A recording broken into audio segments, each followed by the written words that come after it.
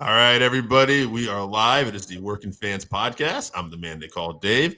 Today, we got a third generation star. This guy's grandfather was a promoter. His father was a wrestler slash promoter, college athlete. You've probably seen him now, though, on NWA Power, Mr. AJ Cazana. How are you, sir? Doing fantastic. Enjoying this nice, mild East Tennessee weather today. Dude, I mean, it's a big weekend. We'll get into that a little bit later. NWA 74. But a lot of times we get people on here, and it's, of course, how did you break into the business? What was your fandom like? But yours is so unique because you grew up in the business, and you grew up with a grandfather, who was basically in like a golden age of like Tennessee wrestling and stuff like that.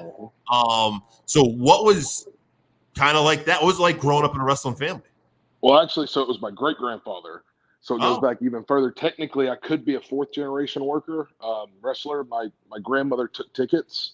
okay. She didn't wrestle or anything, obviously, but growing up in that family, like I remember going to shows and watching my dad wrestle and stuff, and uh, it was just I was a fan. Obviously, I enjoyed going with him and spending some time with him and mom, and I never got to meet my great grandfather, so that's something that like really sucks because I would have loved to have picked his brain about how he started. Because I think Dad says in that documentary that he started in '33 when he got noticed at the gym just by being a good looking dude.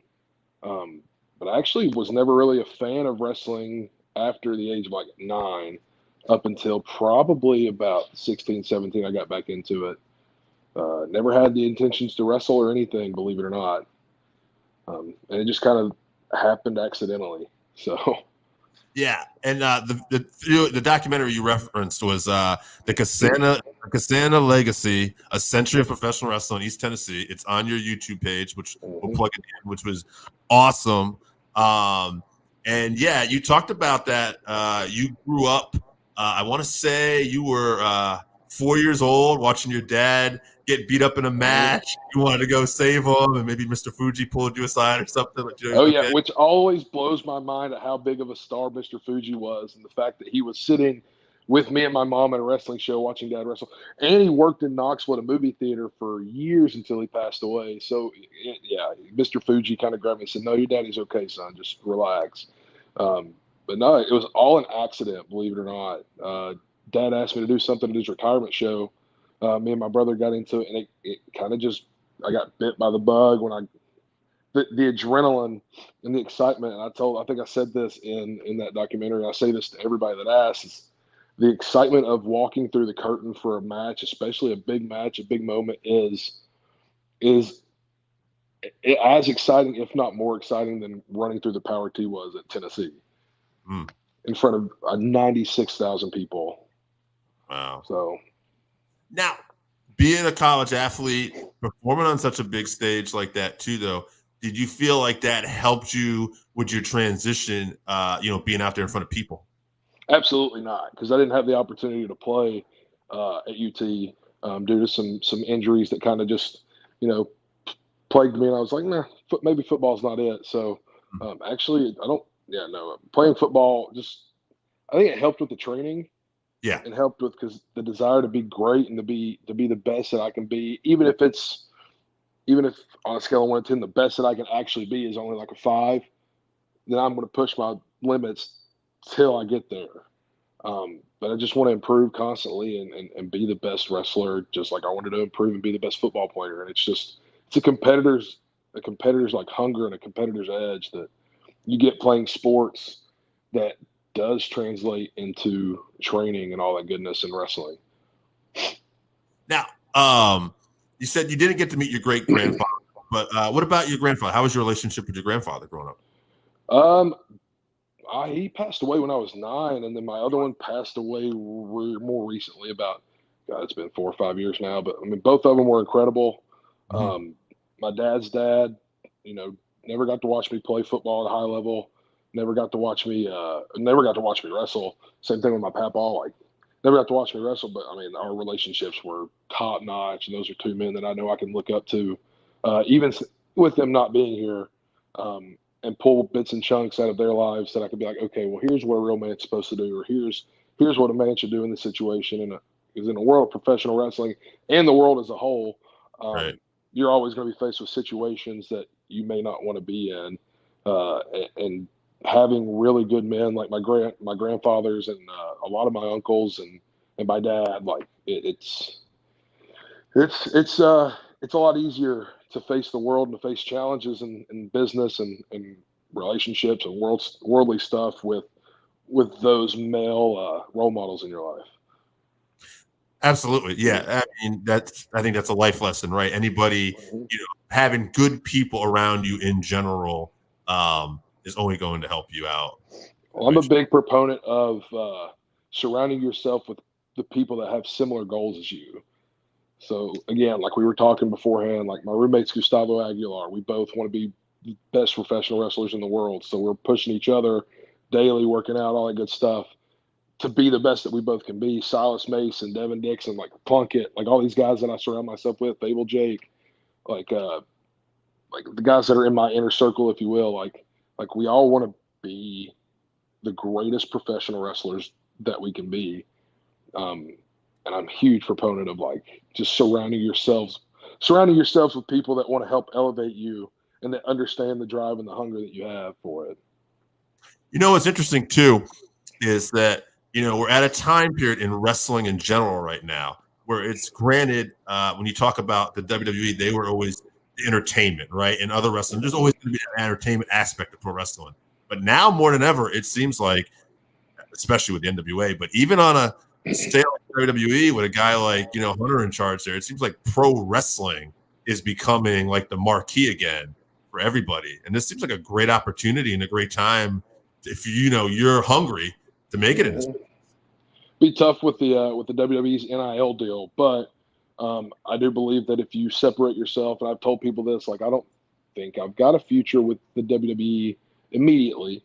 Obviously, of course, that's I think the goal. They're the New York Yankees of professional wrestling, but the deal that they've got, they're wanting to bring in these Division I athletes that are fresh out of college, all that good stuff. Like I get it, I can't blame them. They're some of the best athletes in the world, and it'd be dumb to not try to get them to be professional wrestlers where they can actually, elevate the game even more. But I think in the grand scheme of things, you're going to have tons of guys, and like a lot of us in the NWA, that have paid some dues on the indie scene, that are continually paying dues out in the independent wrestling world. That Billy Corgan and Pat Kenny and all these guys gave us an opportunity to go step into a ring in front of a national audience, international audience, if you will, because I know there's a lot of international fans. But it gave us an opportunity, and I would venture to say that in the grand scheme of things, I know for me especially, like that's not going to be forgotten. Yeah. Like if the day comes where I become some international superstar, like the NWA is home.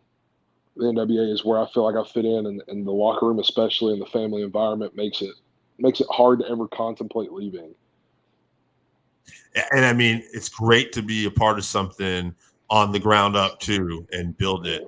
And obviously, you guys do have a hell of a guy there running it with Billy Corgan, who's been successful in different walks of life with his music, but is also passionate about the wrestling business. He loves wrestling. I never would have guessed how much he loved wrestling, ever. And his love for wrestling is on the level of an actual like guy that's doing it. Like we all do this because we love it.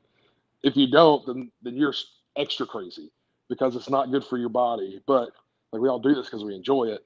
And dude, his love for it is insane. And it's really fun. Like he gave some speech at Always Ready about like how when you're in a locker room at halftime of a football game or something, and coach is giving you your halftime pep talk or your pregame speech. He gave one of those types of speeches that just like I watched it and I bought in. I was like, okay, this guy like wants professional wrestling to be professional wrestling and not sports entertainment. Right. He wants it to be as real as possible, where people, even though they might think they know, they're still questioning. And that's how I want to be. Like I want to be that kind of guy that like you may think you know, but AJ Cazana might actually be hurting this dude. So, I mean, I think that's one of the things the NWA does well. I said it before. Nick Aldis, especially at the time when he was champion, and Trevor Marek too now, but Nick Aldis was given that big fight feel when I feel like the NWA especially broke out before COVID and stuff. It was like that. It felt like you were watching a heavyweight championship boxing match or a UFC title fight. Like it felt big. And Trevor comes off about as legit as can be. Okay, yeah. So my favorite, I guess, I don't know if it's just like comparisons. If we're comparing champions, if we're talking about people who are going to be your top guy, Trevor Murdoch walks into a bar or a back alley and meets Roman Reigns or I don't even know who AEW's champion is at the time. Josh would give him a hard time because Josh is a super athlete. But, I mean, in a street fight, I can't imagine Trevor Murdoch loses to many people in the world. That's one tough son of a bitch. And I don't obviously, no offense to, his mother, because I know she's a nice lady, but like that guy is extra tough. Like he's tougher than a $2 steak, Bubba. Like, and the realism of him being the champion. Nick Aldis is the same way. Like if I walked across Nick Aldis in a bar, probably not trying to pick a fight with him. Now I would because I'm massive, but that's besides the point. Like he's just he's believable as a champion. But when you've got, and I give one of my buddies a hard time about this because he's a heavyweight champion somewhere. I'm like, dude, you're 185 pounds. You're not a heavyweight. But yeah, so believability is huge, and I think the NWA is top-notch believable when it comes to professional wrestling and people that can actually hurt you outside of pro wrestling. Yeah, so, absolutely. Yeah. We were talking before. Billy Corgan said in our recent interview, and we were talking before. Like you guys probably have the biggest roster right now, at least in North America, that I can think of too, of just like big time, athletes, big time, tough looking wrestlers. The main event for NWA 74 this weekend. Trevor Murdoch and Tyrus, both about 6'7". Both men make me feel small. like that's in the locker room of giants. Like I feel tiny compared to a lot of those guys, and I'm every bit of 6'2", 300 pounds, and I'm not a small guy by any means. But those guys are just that roster is massive. Even we were talking even on the women's side, it's not small. Like there's some like tall, athletic, thick women that look like they could rip your freaking head off. Yeah, nobody's picking a fight with Camille either. No, and even Kinsey, we were talking about Kinsey Page. Kinsey's not the biggest in the world, but that dude, she's a bad chick. And yeah, I've seen her on the angry side a couple times, and that's not one woman I would mess with. But some people are dumb enough to try. Now you broke in with you were trained by Dr. Tom Pritchard and his school in Jacobs. What was that like for you? Well, Tom Pritchard's the greatest trainer in the world, bar none. Nobody can compete with what Tom Pritchard can do with talent. I always tell him that I think he's at least top 3 because he hates getting put over. But man, I look at a lot of training schools and I look at a lot of guys that are coming out of these training schools, and then I look at JPWA and see the guys like me and I'm trying to like Silas. There's a couple other like Hunter Drake, Tyler Franks, a couple of these other guys that are on the indie scene. Like even Gustavo, like we were talking, Gustavo when he moved up here from Miami, went and saw Dr. Tom and like it elevated him. I mean, 5 steps. Tom Pritchard's method of training is incredible. It's tough. It's hard. Fortunately, we're in a ring that can bounce and that doesn't tear you up. Like I was saying in the documentary, my dad trained in the backyard, taking suplexes and body slams on the ground, then went to a ring that had a stump in it. We're fortunate enough to have an old WWE 20x20 ring to train in a building. It's not air conditioned, but still, it's not like outside the elements. But dude, no, man, Tom Pritchard. I always tell people, like, if you want to do this and you want to take this stuff seriously, like Tom Pritchard's the guy to go see. And fortunately, I don't know. Who knows if I'm even supposed to say this, but like it's out there that he was with the NWA and Always Ready, and got to agent some matches. And I do believe he's going to be in St. Louis, which is nerve wracking on one level because performing in front of my dad. He's always going to tell me. He always thinks I do good. Like he will critique me whenever, but like Tom Pritchard is relentless with his critiques. And like performing in front of him is terrifying. But it goes back to the old saying, like good players want to be told they're great. Great players want to be told the truth. So the Yeah. fact that he wants to tell me the truth, and I love the fact that he does tell me the truth. Like, hey man, that was the Jerusalem donkey turd. Like, you need to.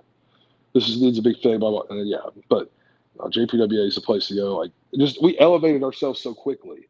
There were so many of us that started. Like, I only started in 2020. I got done training in August of 2020, and the fact of where I'm at, and I've talked with some of my other friends that have been around for 7 to 10 years. It's like, and where I'm at, it's insane to me. Just how far is like the level. I'm gonna keep rambling, but the level like that we're at, like with the NWA, and like just the level of performing in the ring, and the stuff that we do and the way we do it and all this stuff. It's built on the foundations of professional wrestling, the stuff that never goes out of style. And Tom's the greatest at training that specifically, and then also helping you pinpoint, a certain, character flaw that you've got, or pinpointing that certain character that you can be, and how to tweak certain moves and all that stuff. So he's the greatest, dude. I could talk about Tom Pritchard all day. I'd take a bullet for that man. So Now, I'm curious, is there, you started off in 2020, COVID, and some people, it's a great negative, but I mean, at the same time, I've talked to people like a guy who wrote a book around that time, and his book ended up being so much better because he had all this time now to really concentrate on different things and work on the things. Did you find that similar, or was it tough because it's hard to get work, or were you able to really, turn a negative into a positive, focus on things? What was that time period like? Dude, it was weird.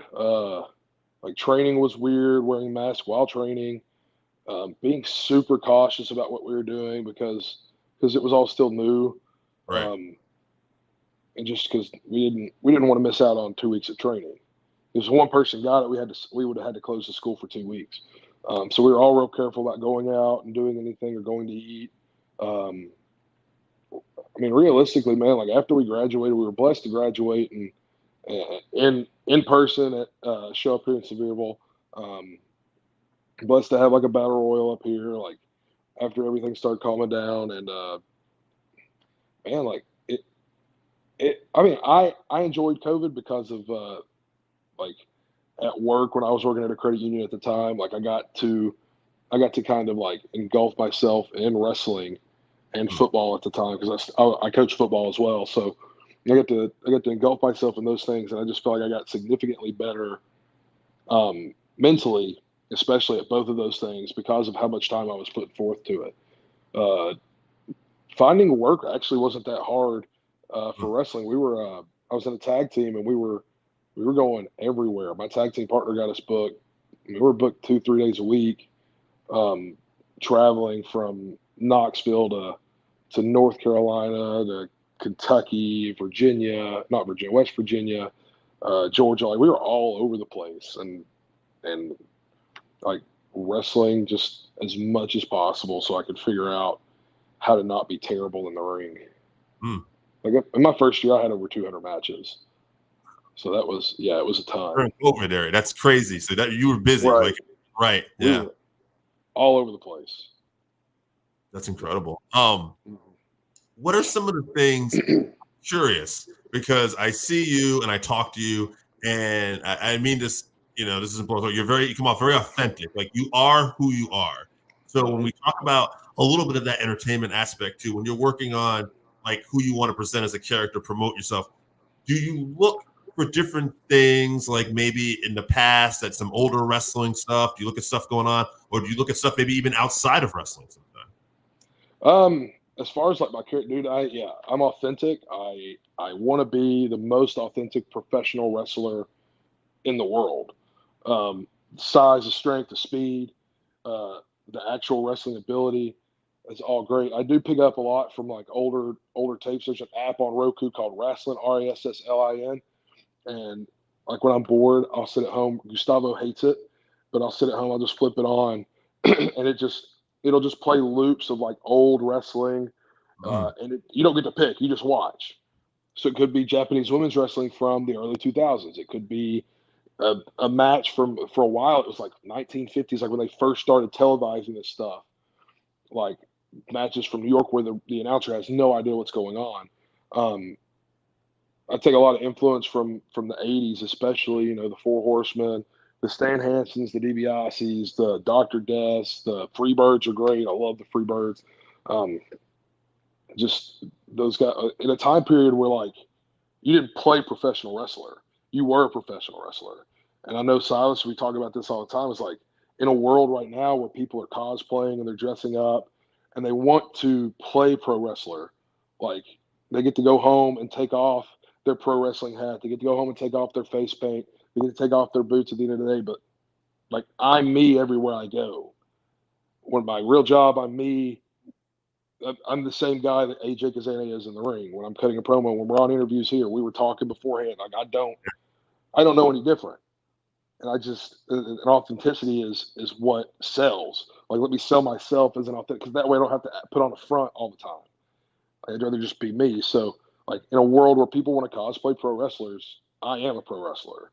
When I walk into a room, people know, hey, this guy's different. I don't know what it is, but he's different.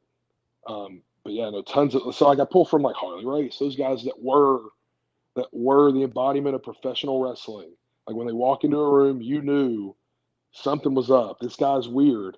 This guy's different. But as far as like outside of it, some things I do pull. So pull a little bit from like Yellowstone, like the country gentleman thing that we're doing.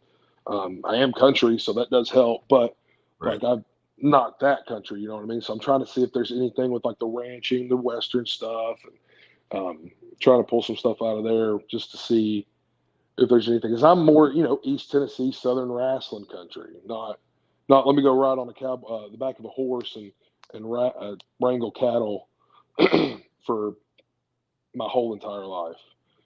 So I pull a little bit here and there, but I mean, just above all else, like I just want to be me. I just want to be authentic. So like I pull from my life, I pull from my experiences, I pull from what I see daily, what I hear daily, and just go with it.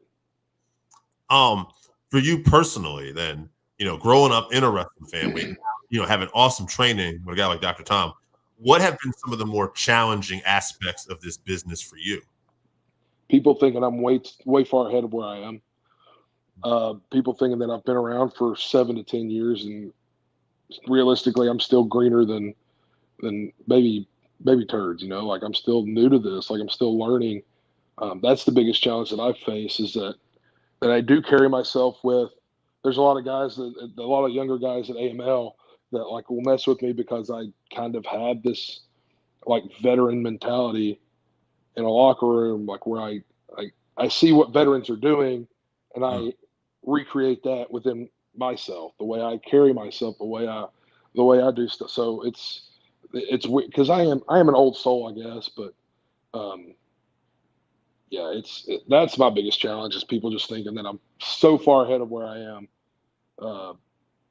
When realistically, like I'm still new to this. Like I'm 29 years old. This has only been 2 years of my life, and there's hopefully many more to come. But I mean, like there's not been very many challenges in professional wrestling except just not being afraid to put yourself out there and get told no, but just reminding people like, hey guys, I'm still new. Like, give me a chance to learn and grow with you. Don't assume that I am the guy that can go put your trainee, through a good match, because I can't. Not yet. Maybe eventually, but I'm getting better. So there's only one way to go, and that's up. Damn right, man. What's it been like now? I mean, it's a little bit, but maybe a little more detail. Like just being at the NWA, like on a personal level, what's that like for you right now? It's incredible. Like you walk into the locker room and you see these freaking stud wrestlers that you watched growing up, or that you've recently watched that just randomly show up, that you get to share a locker room with now, and you get to build bonds with. Even like Tom Latimer is a huge Dr. Tom guy, and I know we connected initially over that. Tyrus loves Tom. Trevor loves Tom, and they can see Tom's training in the guys that are from JPWA, the guys and girls, and that's an easy in with them. But just because you're a Tom guy doesn't mean that they're going to like you. Right. Because you could go out there and just be absolutely just an absolutely terrible person, not even just bad in the ring. Like you can just be just a terrible person. So like getting to spend time with those guys and them being willing to help us, that's a big one. And they're willing to watch your matches. They're willing to critique things. They're willing to explain to you and talk to you their opinions over whatever 3 days that you're with them. So it's an incredible experience, and it's like a family locker room. Like I said it again. We go back to that documentary. Like Dad's show, Joe Cazana Promotions. Like our locker room, I want to rival that locker room where like you walk in, your family. If you've got heat with somebody outside of it, no, you don't. Not here. Like we're here to make this product the best possible product, and we all have the same goals in mind. Get better in wrestling, build the NWA to the prominence that it used to be, and make a little money on the side. That's cool. Just have a good time doing it. If you're not having fun, there's no point. But that locker room dude is top freaking notch. It's incredible. So you said something there that made me think back. You talked about Dr. Tom in a lot of ways opening up doors for you. These guys knew it. Mm-hmm. Al Snow talked about on an interview one time too about his trainer, and he talks about training people. One of the things he says is that you represent that trainer now too. Mm-hmm. So if you do anything, in the old school ways, if you do anything to mess up too, it might get back to that trainer, and then you got to personally answer too. I imagine that's a similar thing with Dr. Tom. Oh, no doubt. I know for a fact that there have been guys from the NWA call Tom to talk to them and just to talk to them about guys like me. Again, I'll go back. Me, Silas, Gustavo, Kinsey, like all these JPWA people that are there. And fortunately, none of it's been bad. Yeah, because we're all not terrible people. We're all pretty decent people sometimes. So, but they're not afraid to call your trainer and be like, "Hey, he effed up," or "Hey, here's this situation," or like, "Hey, these guys are really good guys to have around the locker room." Like these guys are willing to help pick up, or still willing, even though they're considered talent now. Like I'll go and I'll still help out with the ring stuff because I feel out of place just sitting around while other people are working.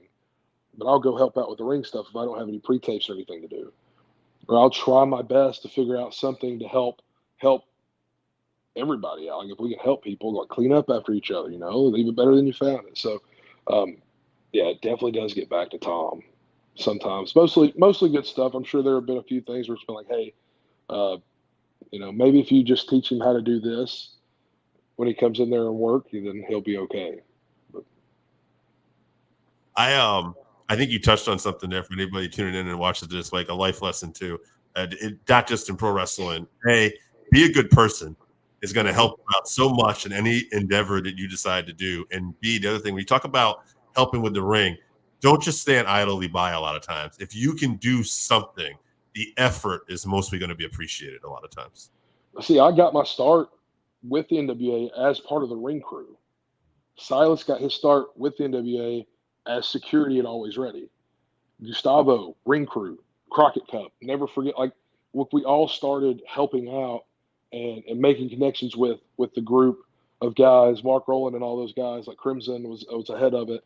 And building bonds with them and just working to help put the show on. Like my philosophy about professional wrestling is I don't care how I'm a part of it. I just want to make a living being a part of professional wrestling. If that's doing ring crew, if that's wrestling, if that's promoting, if that's aging, whatever, like I enjoy wrestling. I enjoy the family aspect of it so much that like I just want to be a part of it. And like we all started in the ring crew, so now they've got a lot of people there, a lot of trainees from Tried and True, a lot of JPWA guys that are all partnered up. So it's really difficult now to just go help out because there's so many moving pieces and they're all already on top of everything. But that doesn't mean you can't pick up a ball or two that you pass in the hallway. You can't help out at the end of the night. Oh, here, guys, let me grab this into the board and at least help one thing. Or let me fold these ring aprons. it's a mentality of never forget where you came from. Uh, never forget we all started somewhere, and we all have paid our dues along the way, and we will continue to pay our dues. Um, and then above all else, like you said, be a good person. Genuinely, you can fake it for so long, but at some point, somebody's gonna figure out you're a turd. Um, you put, what do they say? You put lipstick on a pig, but it's still a pig. Yeah. Like, be a genuinely good person. Care about people. Care about the business, and above all else, and this goes with everything in life. No matter what you do or where you're at, leave it better than you found it. Leave people better than you found them. Leave situations better than you found them. Leave places that you work better than you found them. That's a huge life lesson. Like I try to pass on to like the kids that I coach, and so that's one of my philosophies to live by. Absolutely, man. That's great for You know, anyone tuning in. What life are lessons with AJ Cazana. You're welcome. there you go. What are some of your goals specifically for the NWA with you and the NWA? Sheesh, man. Contract would be great. Mhm. Obviously, like I enjoy just being there, man. Wrestling. I do enjoy titles. Those U.S. tag titles would look mighty fine around my waist with old Anthony. Um, any title, any of their gold, the 10 pounds of gold, Trevor Murdoch could hand it off to me whenever he feels like. But that I'm a big fan of the national championship, the TV. Dude, I want to be whatever promotion I'm at. I want to be the top guy that they can bill and pull thousands of people, and fill every 18 inches. I want to do my best to be your top guy, and that's. I mean, I would be lying to say if I didn't want to be the NWA's top guy, or the Absolutely. NWA's top draw, top tag team, top whatever. Um, but above all else, like I just want the product to be as successful as possible. Because if we're all making it successful and we're all looking out for each other, then we're all going to make a little bit of money along the way. Absolutely. And yeah, I guess you touched up on the second thing. I guess you got to be over the moon. I mean, NWA 74 this weekend. You're on both nights, but that second night, you guys are in a battle royal, and you got an opportunity to be one half of the United States Tag Team Champions. I felt me and one of my other friends were talking before this interview. We associate with the Midnight Express. We always think, they Oh made. yeah. I mean, so this is a real cool moment for you this weekend. I got to imagine. Oh, dude, no doubt. Just to be a part of it. I knew we were going to be a part of one. I remember getting the text message and the emails like, "Hey, we need you these dates." Fantastic. At least I'm going to be there. Am I wrestling? I don't know yet. And then they announce it, and it's like, well, let's freaking go. Just to be a part of one night was special, and the fact that they're going to put us on both nights, they're going to let us kick the crap out of Gold Rush or whatever Marche and Jordan Clearwater call themselves the night before we get to go throw 9 other teams out of the freaking ring. Um, yeah, dude, I'm ecstatic. I'm excited. I know we got a pretty long drive ahead of us Friday, but it's all worth it, man. In the end, I'm just excited to go to St. Louis. I'm excited to be at the Chase. I'm Yes. excited to step back into that blue and yellow on top of that canvas and just, man, dude, yeah, 74 is going to be a treat. I And don't don't be surprised if we walk out with some gold around our waists. I And then love I'm it. going to call Jim Cornette and say, "Hey, man, I need a picture." And I go to love Castle Cornette. I love it, man. I don't think that you could be at a better promotion given your family's heritage and how you like to be authentic than the NWA. It just feels right. Like it's done. It just feels right. And I'm so like I'm ecstatic just the fact that like I just feel like that's where I belong and that's where I'm supposed to be.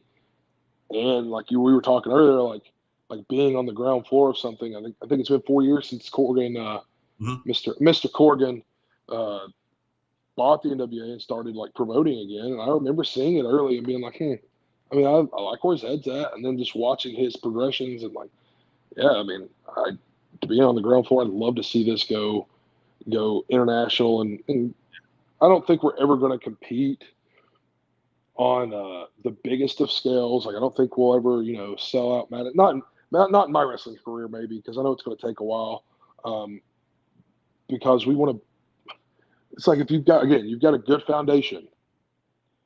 Once you're building on that foundation, it's a little slower, but it's easier to sustain that success versus like pumping tons of money into one promotion, Right. and blowing your load fairly early on, and then but like we appeal to a different fan, like a different fan base. Like we've got our own niche where it's like, hey, be as physical and as real as possible while being safe. Be authentic, lay it in, be safe. Make it look like freaking pro wrestling, not flippy dippy bull crap that you're just doing a million things. You know what I mean? Dude, I could bury some wrestling all day if you want to bury some wrestling. But like, yeah, so be pro wrestlers in a world of fake pro wrestlers. That's what I'm trying to say. That's what the NWA is. I guess one of my other questions I have for you, we'll get two more. One of my other questions for you is, you obviously love this now that you're in it. You can see that you're all in. Are you, in the back of your mind, you're still very young, but are you thinking about, like, when your in-ring career is done, will you still be involved in pro wrestling? I 1,000% want to be involved in pro wrestling, whether I'm wrestling or not. If I've got to be the head of the ring crew, I'll do that. If I've got to be head of production, or if I've got to be just a little bitty production agent that has to take care of the smallest micro little segment, whatever. Like, I just want to be a part of it. I love the business. I love being around it. I've gotten to dive into a little bit of booking and promoting with Dad recently. Coming up with some creative storylines for our stuff that we're launching. We just come to a deal with Title Match Network. And we've got 20 episodes that'll be launching periodically. I didn't get with him. He never texted me back. So who knows what he talked with the guy today, but hopefully like 2 episodes a week so we can build up to where we're actually putting episodes out weekly.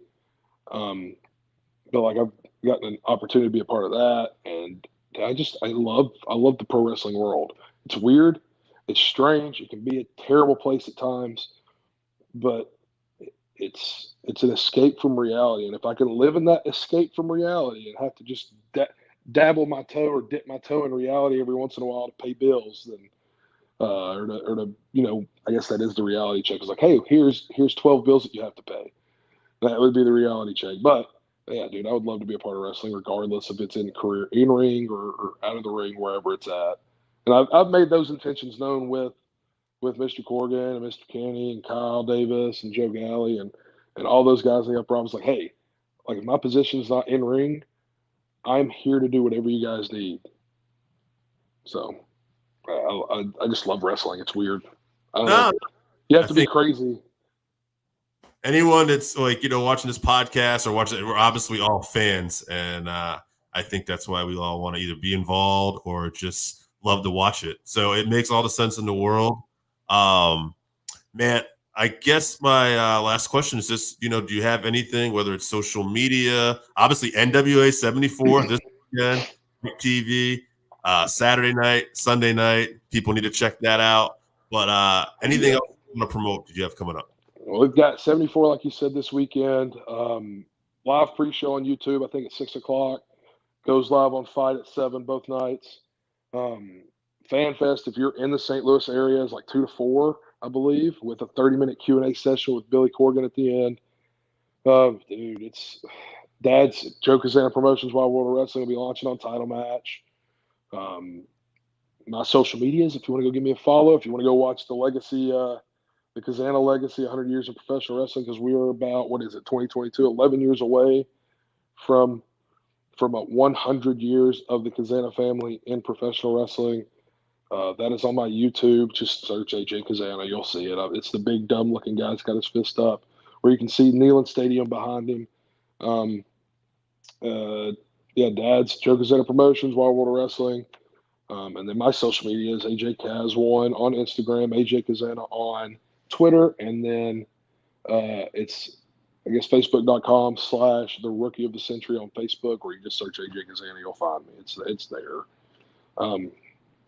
No, man, just, yeah. Oh, also, if you also on Title Match Network, the Imperial Pro Wrestling new tag team champions with Silas Mason, where we got to whoop up on some Ring of Honor guys. So it was me and Silas versus the boys for these here titles. So that's also on good old Title Match if you got a subscription on there. other than that, man, it's AJ Cazana is here to take over professional wrestling, and I guess I could use some help, but I'm going to do it whether people help me or not. So That's awesome, AJ. You're a awesome, authentic, honest guest. It's great. You call yourself out on yourself sometimes. oh yeah, I appreciate that, man. We hope to have you back out in the future sometime. Good luck this absolutely. weekend. And Appreciate it, man. thank you so much.